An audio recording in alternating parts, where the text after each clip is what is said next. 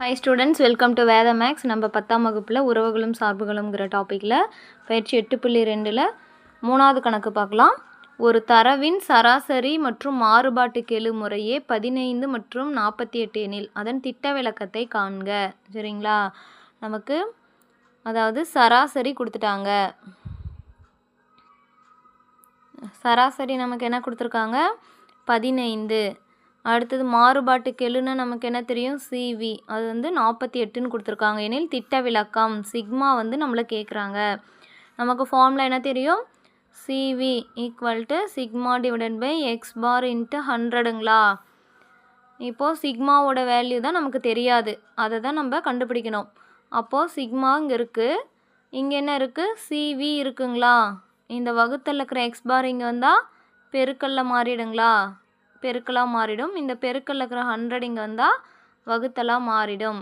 இப்போது திட்ட விலக்கம் மட்டும் வேணும், சிக்மா மட்டும் வேணும்னா இந்த பெருக்கல் இங்கே வந்தால் வகுத்தல் இங்கே வந்தால் பெருக்கலாக மாறிடும், இந்த பெருக்கல் இங்கே வந்தால் வகுத்தலாக மாறிடும். சரிங்களா?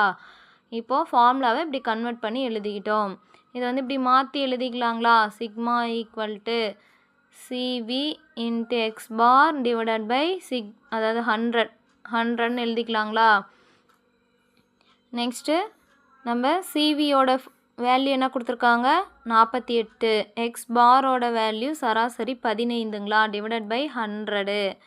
இதை எப்படி சால்வ் பண்ணலாம்? 5ஆம் வாய்ப்பாட்டால் முதல்ல பண்ணலாங்களா? 3 5 15, 25 100ங்களா? நெக்ஸ்ட்டு 5 2 20, 24 2 48ன்னு வரும். எகெயின் 2ஆம் வாய்ப்பாட்டால் போட்டோமா நம்மளுக்கு I2 10ன்னு வரும். 12 24ன்னு வரும். அப்போது 12 × 3 3 12 36 டிவைடட் பை 5ன்னு வருங்களா? இதை சால்வ் பண்ணால் நமக்கு என்ன கிடைக்கும்? 7 5 35. ஓகேங்களா? ரிமைனிங் 1 இருக்குது. அப்போ புள்ளி வச்சு 0 சேர்த்துனோமா 2 5 10ன்னு வருங்களா? அப்போது இந்த சிக்மா திட்ட விலக்கம் 7.2. அவ்வளோதான் ஸ்டூடெண்ட்ஸ். இந்த சம் முடிந்தது. அடுத்த சம் பார்க்கலாம்.